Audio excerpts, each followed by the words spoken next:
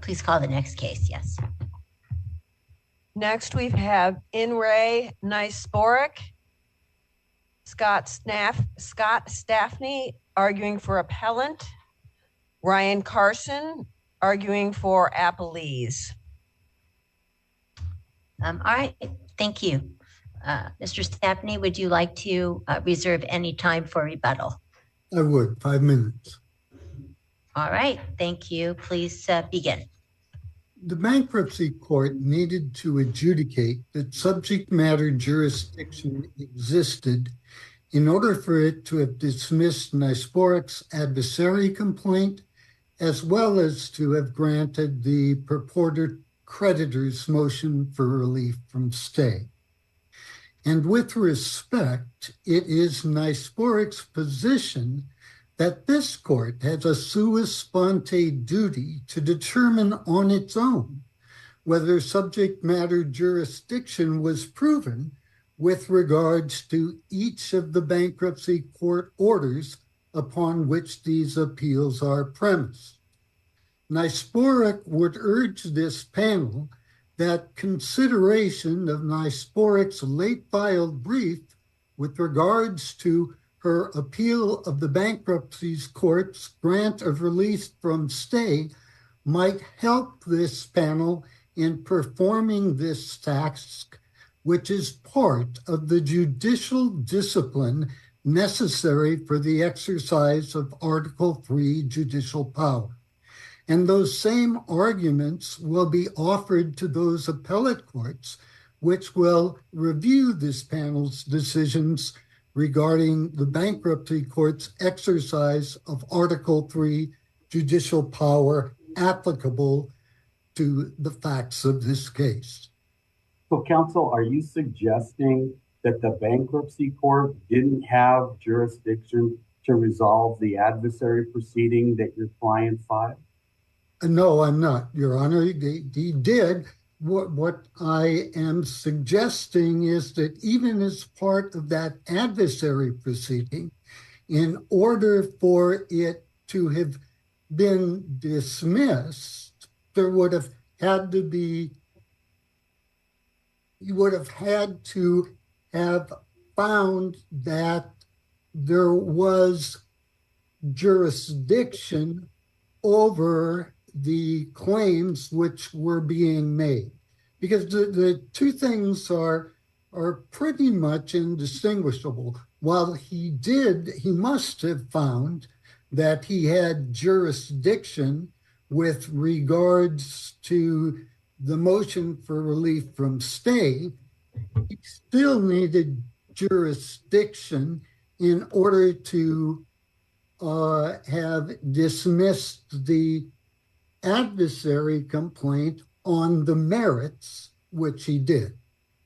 But didn't Ms. Porrick argue when she filed the adversary proceeding that it was a determination could be made by the bankruptcy judge that he had authority under the bankruptcy code or the rules or the law to determine the merits of what she was asking for relief for? Certainly, Your Honor. And the two are not necessarily opposed. And what I will do is go on to further elaborate the judicial inquiry arguments, and aware that I may have to further brief this later on. Because of the way Nisporik's proceedings below were handled by the bankruptcy court, this case, which involves important issues for this nation, has become a simple one to resolve for purposes of these specific appeals.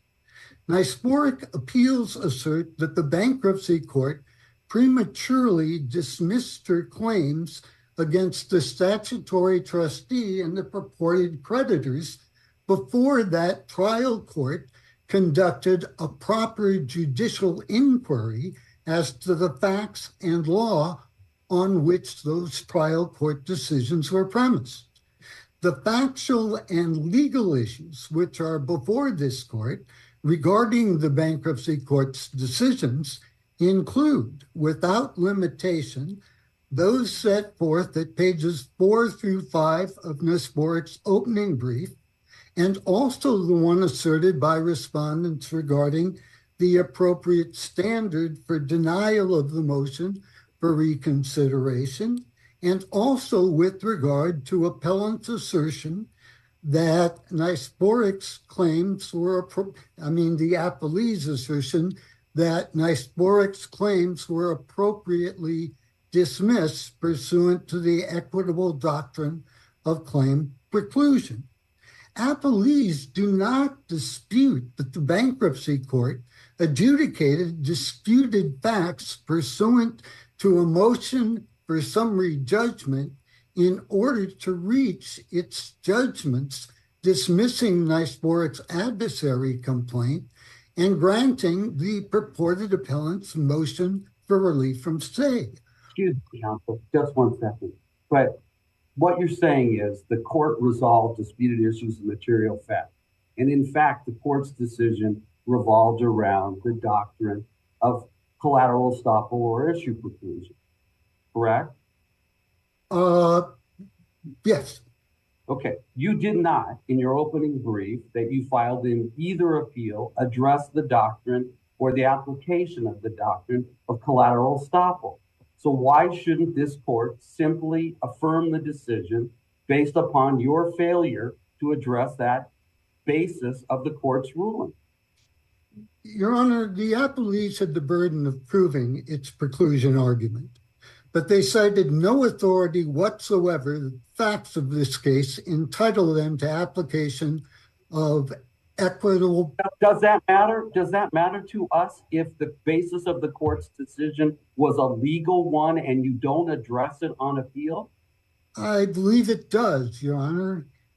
Even if one forgives this omission on their behalf to have argued to either the bankruptcy court or this court that it should be dismissed under the doctrine of claim preclusion in Washington, it is well established that issue preclusion should be invoked by bankruptcy courts only after careful inquiry because it blocks unexplored paths that may lead to truth. But doesn't the appellate rules still require that you address the basis for the decision in your opening brief, and failure to do so waives any challenge you may make to that claim?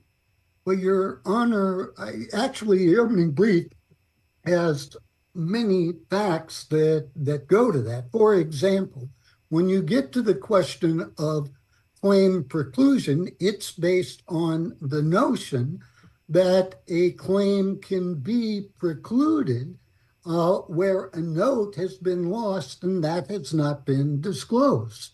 But as is pointed out in the original brief, such modifications, it's not clear at all as to whether they can either make a modification. And with regard to that, I'm relying on the congressional oversight report. What you're conceding is you didn't address the question of claim preclusion. What you're conceding is you raised issues of material fact with regard to the grant of summary judgment.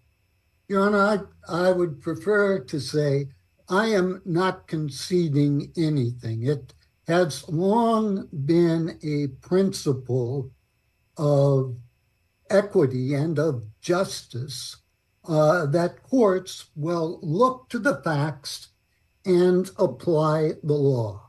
And in a case involving the magnitude of the issues being raised here, that would go directly opposite this. And in my view, and one which I'm perfectly happy to argue on appeal, would violate the Constitution.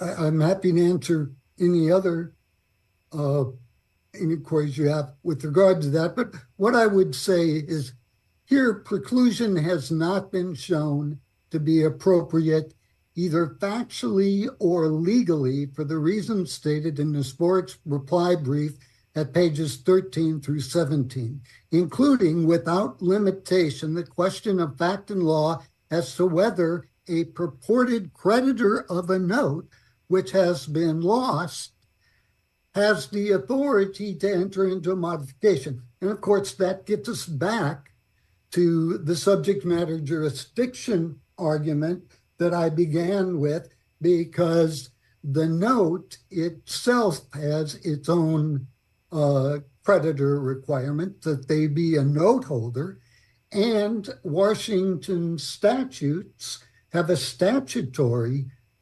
standing requirement that they have to possess the lost note. So counsel, what evidence did you present that was contrary to the declaration? What specifically that they held possession of the note in a specific location in California in a bank vault? What actual evidence, not speculation, not records that you believe demonstrate, what testimony or evidence did you present to contradict that?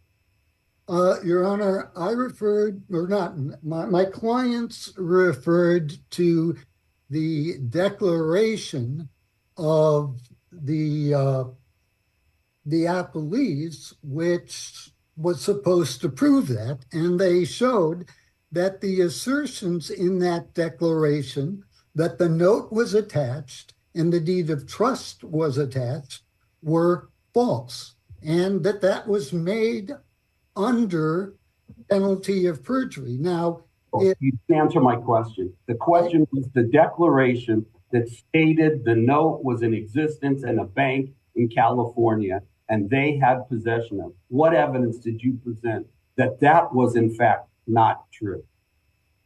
Because he says in his declaration that he has attached a copy of the note and the deed of trust, and they are not attached. So you've got multiple levels of problems here. One, he's testifying under oath that he has done something that he has not done. And two, you have a problem in that it goes to Niceboric's arguments that the government, that the appellees are using an electronic note. And if you take a look at the 2006 version of the Washington Code, you couldn't have a security interest in a mortgage at that time, but you could have a security interest in electronic channels at that time. And the way you achieved this security interest was by creating an authoritative copy. So basically, he's able to sidestep this whole issue by simply not attaching those documents. And they have not met their burden of proof under those circumstances. Our whole position here is you're probably aware that we believe that courts, including bankruptcy courts, are helping those seeking to foreclose on homes to take them by not requiring them to meet those basic legal norms that everybody else must. And we think that, well, that may have been appropriate at the height of the financial crisis. It's not appropriate now, where it appears that the appellees in this case and the courts which are supporting them not having to make those proofs are all engaged in the same thing.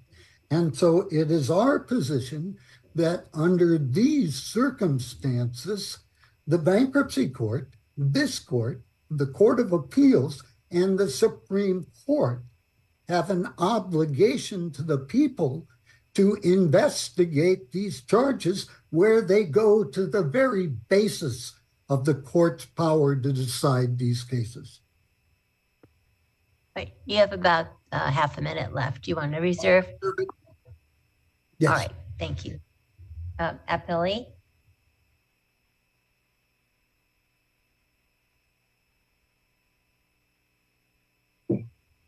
Thank you, panel. My name is Ryan Carson. I am attorney for the appellee in this matter.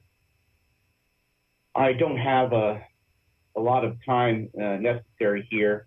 I think the core issue here, as I read the court below's decision on the motion to dismiss converted to a motion for summary judgment, is that there are alternative bases for the court's decision. On the one hand, the court determined that the particular challenges to the appellee's standing to foreclose on the note, on the deed of trust, enforce the terms of the note, etc., were satisfied by finding that there was no question of material fact as to possession and location of the note. And as His Honor, Mr. Gant, pointed out, there is nothing on the record that calls into question the veracity of that particular statement. Now, the argument here is that because of a maybe an erroneous filing, a filing that lacked a certain exhibit, that in of itself is evidence that the note doesn't exist or the note's been lost or destroyed. But that is not affirmative evidence from the debtor that it is. It is evidence that perhaps there was a mistake made in filing the particular document from Mr. Fogelman. But the testimony that the note exists in a vault was not controverted. That evidence was before the bankruptcy court, and appropriately, the bankruptcy court ruled that the appellees had standing. Secondarily, there's the question of this claim preclusion. And here, I think it's important to go through the history just briefly, because as was briefed and presented here and below, you've had a Chapter 7 matter that was brought by the debtors in 2011. There, they declared their intention to reaffirm the debt, and they received their discharge. In 2016, they sued on a variety of theories to essentially stop the foreclosure at that time and the enforcement of the note and deed of trust. Ultimately, that lawsuit is dismissed with prejudice on stipulation of the parties. Thereafter follows a loan modification in which the debtor accepts alternative terms for the modification in exchange for a cessation of the foreclosure and modification of the loan itself to deal with the loan default. Unsatisfied, apparently, and unable to make the payments after that 2019 modification, we come to the present bankruptcy matter that was filed in 2023, along with the adversary matter.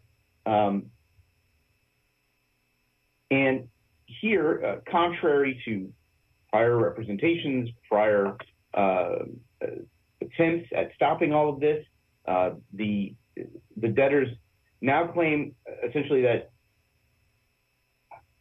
perhaps they didn't know what they were doing in 2016. They didn't know what they were doing in 2019 when they agreed to a modification, and that because of these particular issues, they should be able to argue all of the things, bring all of the issues back that they had brought previously.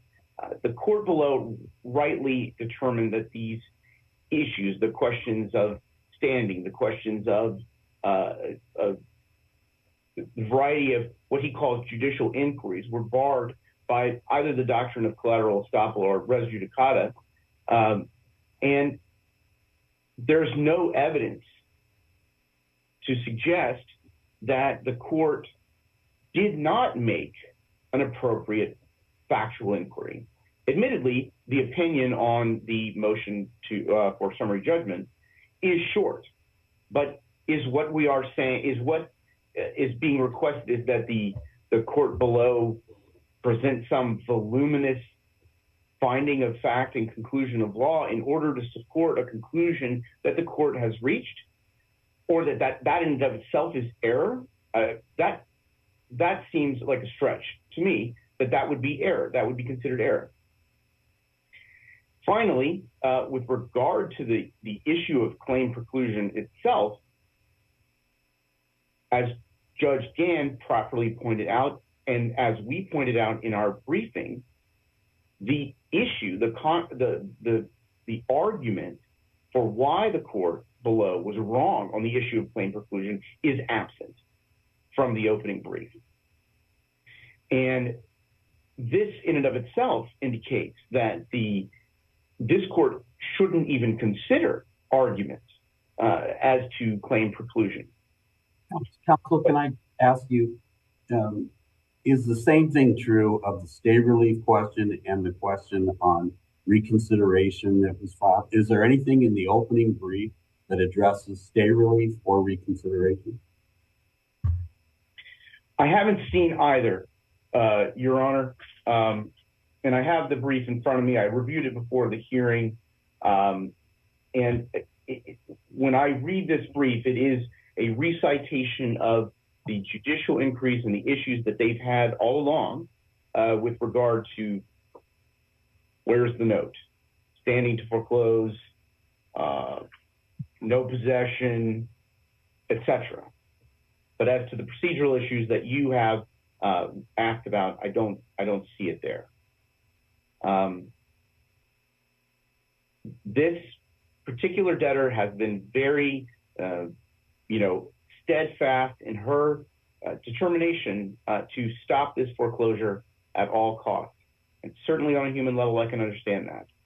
But she's had numerous bites at this apple. Her husband and her have proceeded to take these numerous bites in front of the court below, the United States District Court, the State Court, Spokane County District, Superior Court, etc. So, counsel, that skipped over one point that I think we didn't discuss in your recitation of the facts, and that was that before the last bankruptcy case was filed, the debtor went to state court to try to enjoin the sale before she filed bankruptcy, and that request for an injunction was not granted by the state court. That resulted in her filing the initial petition under Chapter 13 that was ultimately converted to Chapter 7, right? That's accurate. The Spokane County Superior Court case that you're referencing is, I believe, entitled Church of the Gardens and Knightsburg v. Gadati. The primary claim in that case is for an injunction of the foreclosure. They attempted to get a preliminary injunction, did not, and then filed the underlying Chapter 13. That's accurate. And so in order to obtain the injunction, they would have had to demonstrate that there was a likelihood of success on the merits, or that there was irreparable injury to them in order to achieve that. And either they didn't show one or the other or both. I believe the primary reasoning of the court, if I read my notes correctly, was the lack of probability of success on the merits. So if there had been a claim that there was no note of that they could establish any standing, then that would have militated, seems, in favor of granting the injunction. Yes, Your Honor. And in fact, had they made that factual showing before the Superior Court, as had they made that showing here below in front of the bankruptcy court, I think we'd be talking about a different situation entirely, but we're not. And that's all I have, unless the court has additional questions for me. All right. Any further questions, Judge Gann? No? I All don't right. think. Thank you. May I go? Right. Yes, Yeah. you've got about 30 seconds left. Okay, I'd like to point out that once again, what's being told to this court isn't true. The original motion to restrain the sale pursuant to RCW 2164-130 was denied because the commissioner didn't have time to review the pleadings. Then Agnes filed this appeal pro se, and once this case was dismissed, we went back to the Superior Court and filed a motion for summary judgment on this issue, which got put back because the appellees in this case and the defendants in that case needed to have it set back, and it's been set back again. It was due to be argued tomorrow. But at some point, our courts have to start looking at facts, and courts should not be offering to help one side or the other, especially when it comes to issues as important as subject matter jurisdiction. And I bet my time's up. All right. Thank you. This matter is submitted. And I think that's the end of our calendar. Thank you, panel. Thank you very much. All right. So All rise. This court is in recess.